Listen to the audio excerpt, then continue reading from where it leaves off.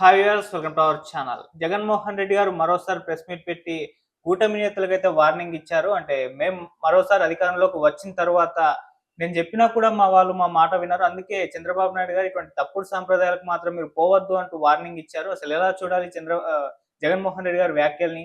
మరి revenge politics ఏ విధంగా చూడొచ్చు అంటారు? సో ఇప్పటి నుంచే వీళ్ళు వార్నింగ్లు ఇస్తున్నారు. మరి ఇది ఎటువంటి ఎటువంటి పరిణామాలు చోటు చేసుకునే అవకాశం ఉన్నాయి? ఇప్పుడు దీనిపైన డిస్కస్ చేయడానికి ప్రజెంట్ మనతో పాటు టీడీపీ స్పోక్స్ పర్సన్ సూర్యదేవ లత గారు ఉన్నారు. వారిని అడిగి తెలుసుకునే ప్రయత్నం అయితే చేద్దాం. నమస్కారం మేడం. నమస్తే. జగన్మోహన్ రెడ్డి గారు ప్రెస్ మీట్ చూసే ఉంటారు. ఇందాకే వార్నింగ్ ఇచ్చారు చంద్రబాబు నాయుడు గారికి. అంటే ఇటువంటి తప్పుడు సంప్రదాయాలు మానుకోవాలి, రేపు నేను అధికారంలోకి వచ్చిన తర్వాత నా మాట కూడా మా వాళ్ళు వినరు అంటూ కామెంట్ చేశారు. మరి దీన్ని ఏ విధంగా చూడొచ్చు అంటారు ఈ వార్నింగ్? గురిగింజ గింద తన నలుపు తన ఎరగదు అన్నట్టు జగన్మోహన్ రెడ్డి గారు ఉన్న 5 ఏళ్లుగా చేసినప్పుడు ఆయన చేసిన అరాచకాలు ఆయనకి తెలియట్లేదేమో అనిపిస్తుంది. కానీ ఈ రోజున ఎప్పుడైతే కూటమి ప్రభుత్వం వచ్చిన దగ్గర నుంచి ప్రజలందరూ కూడా ప్రశాంతంగా ఉన్నారు. ఎక్కడా గూడా అంటే ఒక భయపడి బతకటం, కబ్జాలవుతున్నాయా మన స్థలాలు, మనకి రావాల్సిన స్కీముల కోసం వాళ్ళ దగ్గరే తిరిగి అంటే కాకాలు పట్టే పనేంటంటే వాళ్ళకి డబ్బులు ఇచ్చుకోవటం.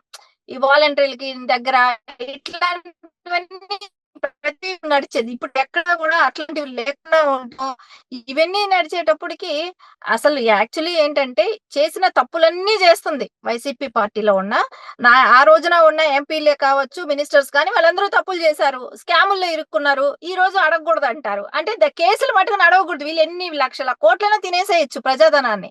కానీ అడిగేటప్పటికి ఎట్లా అనిపిస్తుంది అంటే వీళ్ళకి, అమ్మో మేము తప్పు చేసామని ప్రజల్లో బయటపడిపోతున్నాము అనే ఒక భయంతో మాట్లాడుతున్న మాటలే. ఇదంతా ఉడతనుకుంటది. నేనేదో అదే నేనే ఒక నదిని నిర్మించానని అనుకుంటది అంటారు చూసారా?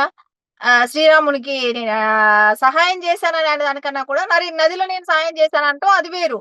కానీ కొంతమంది ఇట్లాంటి వాళ్ళు ఏమనుకుంటారంటే నేనే మొత్తం ప్రపంచంలోకి నేనే అదొక శక్తిలాగా ఉన్నాను. నేను ఏదైనా మాట్లాడతాను, నా వెనకాల అంత పెద్ద క్యాడర్ ఉంది, అంటే అంత ఉన్మాదులు ఉన్నారు నా వెనకాల అని ఆయనే బహిర్గతంగా చెప్తున్నాడు. ఆయన ఒక ఉమ్మాది సంఘానికి ఒక అధ్యక్షుడిలాగా బిహేవ్ చేస్తున్నాడు కానీ ఒక రాజకీయ పార్టీకి అధ్యక్షుడిగానో చేయట్లేదు.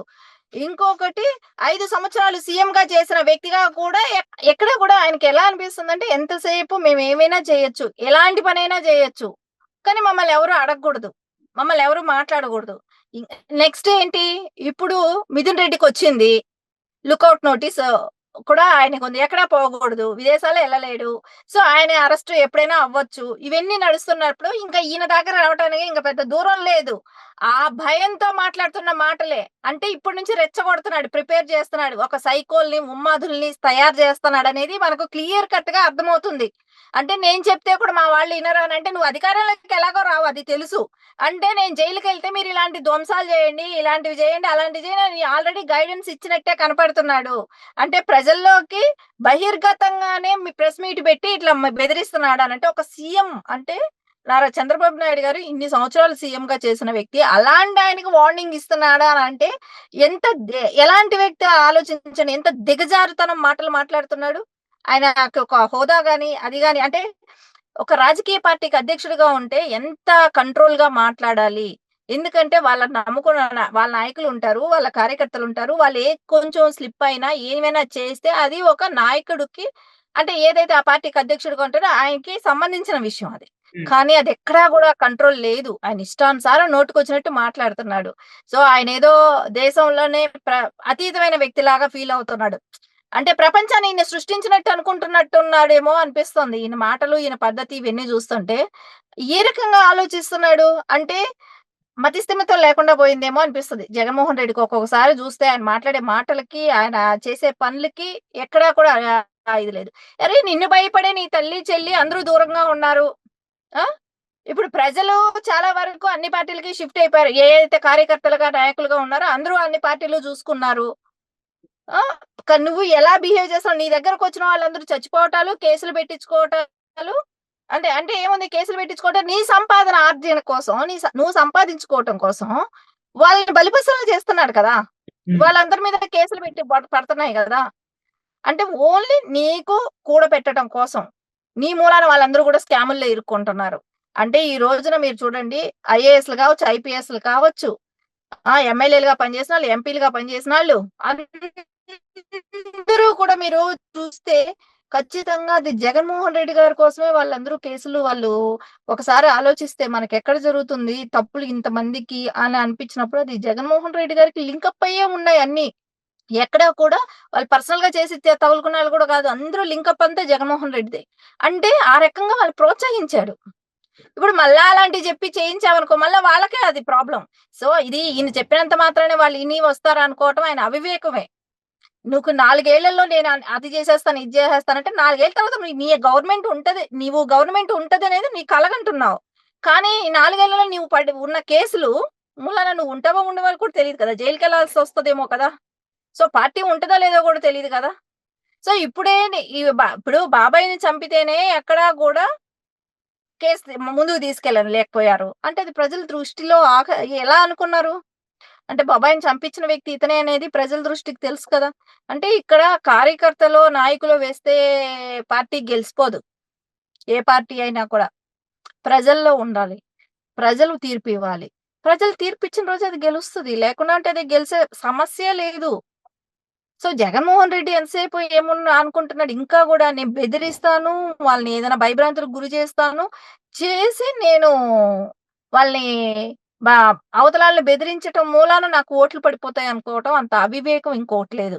సో ఫస్ట్ ఆయనలో మార్పు రాదండి. కొంతమందికైతే పుట్టుకతోనే వాళ్ళ ఇదేంటంటే పుట్టుకతో బుద్ధులొచ్చి పుడకలతో గాని పోవనంటారు. సో ఆయన జగన్మోహన్ రెడ్డి గారు అంతే. కానీ ఇదే టైంలో ఆయన చేసిన దుర్మార్గాలవన్నీ కూడా బయటొచ్చి ఆయన తప్పులకి శిక్ష పడిన రోజే మార్పొస్తదేమో. సో ఖచ్చితంగా జగన్మోహన్ రెడ్డి గారు ఏదైతే మాట్లాడుతున్నారో, ఏదైతే బెదిరిస్తున్నారో అసలు ఏకవచనంతో మాట్లాడతాడేంటండి? ఆయన స్థాయి ఏంటి? బాబు గారి స్థాయి ఏంటి? ఏకవచనంతో మాట్లాడతారు. అంటే మిమ్మల్ని ఏకవచనంతో ఇప్పుడు జగన్మోహన్ రెడ్డి గారు అనకుండా జగన్ అని మాట్లాడితే ఎంత బాధేస్తది? చంద్రబాబు నాయుడు గారిని అంత ఏకవచనంతో మాట్లాడటం అనేది అసలు ఆయనకి అంటే ఒక సభ్యత, సంస్కారం అనే లేని వ్యక్తి అనేది మళ్ళా కూడా ఈ రోజు నిరూపించుకున్నట్టే కనపడుతుంది. అంటే అక్కసు ఏంటి నా దాకా వచ్చేస్తుంది, రేపొద్దున నేను కూడా అరెస్ట్ అవ్వాల్సి వస్తది అనే ఒక ఉద్దేశంతో మాట్లాడుతున్నట్టే కనపడుతుంది అది. సో ఈయన లేకపోతే ప్రపంచం ఆగిపోతదని కలలుగంటున్నాడు.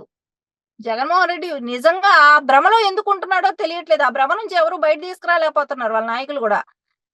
నేనే ప్రపంచాన్ని శాసిస్తున్నాననే దీనిలో ఉన్నాడు. సో ఖచ్చితంగా దానిలో నుంచి ఆయన బయట రాకపోతే ఏ ముద్ర పడతదనేది అందరికీ తెలుసు. ఏం కొత్తగా చెప్పాల్సింది పని లేదు. ఏ ముద్ర పడతది ఆయనకని. మొన్నొచ్చారు చిత్తూరొచ్చి ఆ మామిడి తోటల మీద ఇచ్చేసెళ్ళాడు. అక్కడ ఏమీ అవ్వలేదు. ఎవరినో పరామర్శించటానికని వచ్చాడు. అక్కడ జరిగిన ఇన్సిడెంటే గాని, ఎక్కడికెక్కడ వాళ్ళెళ్తున్న చోటంతా గూడా ప్రజల్లో నుంచి వ్యతిరేకత వస్తూనే ఉంది.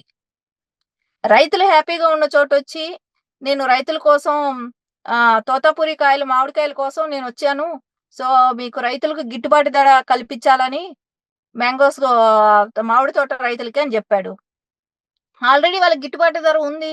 అంటే ఫ్యాక్టరీలే 8,000 ఇస్తుంది టన్నుకి. గవర్నమెంట్ ఇంకో 4,000 ఇస్తుంది. 12,000 వచ్చింది. సో, వాళ్ళంతా హ్యాపీగానే ఉన్నారు. బాగున్న చోటకొచ్చి ఆయన ధర్నా చేయటం. ఈయన ఉన్నప్పుడు 5 ఏళ్ళు ఏం చేశాడు? ప్రజలకు తెలుసు కదా! ఏమీ చేయలేదు.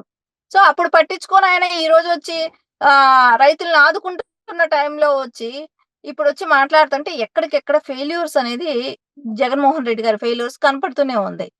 అది ఏమి జీర్ణించుకోలేక అక్కసు బయట పెడుతున్నాడు అంతే.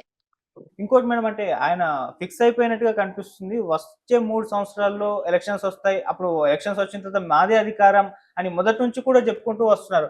కళ్ళు మూసుకోండి 5 సంవత్సరాలు అయిపోతాయి. అధికారంలోకి వస్తామని అప్పుడు చెప్పారు. వచ్చేది నెక్స్ట్ మనమే అంటే అదొకటి ఫిక్స్ అయిపోయి ఉన్నారు. మరి నిజంగా దీన్ని ఏమనుకోవాలి? ఎలక్షన్స్‌లో వచ్చిన తర్వాత మేమే అధికారంలోకి వస్తామన్న ఆ భ్రమలో ఉన్నారు కదా! దీన్ని ఏమనుకోవాలంటారు మేడం? కళ్ళు మూసుకోండి అన్న మాట చెప్పినప్పుడు నాకొకటే గుర్తొస్తుంది. ఏంటో తెలుసా? ఆయన అధికారంలో ఉన్నా ఆయనే కళ్ళు మూసుకుంటాడు. అపోజిషన్ లో ఉన్నా కళ్ళు మూసుకోమంటాడు. ఇంకా అర్థం అదే కదా! అధికారంలో ఉంటేనే ఇంట్లో పడుకుంటున్నాడు. అధికారం లేకపోతేను అదే చెప్తున్నాడు ప్రజలకి వాళ్ళ నాయకులకి. మీరు 5 ఏళ్ళు కళ్ళు మూసుకోండి అని. సో ఏదున్నా చేసేది ఆయన అదే. కావాల్సింది ఆయనకి అధికారంలో ఉంటే ఓటాలొస్తాయి.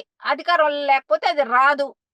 సో దోపిడీ జరుగుతా ఉండేది రాష్ట్రంలో. దోపిడీ దొంగలు పడ్డట్టు ఏదో దొంగలు పడితే లైసెన్సులు ఇచ్చేసినట్టు ఎట్లా లైసెన్సులు వస్తాయి ఎట్లా ఉంటదో అది 5 ఏళ్ళు నడిపిచ్చాడు.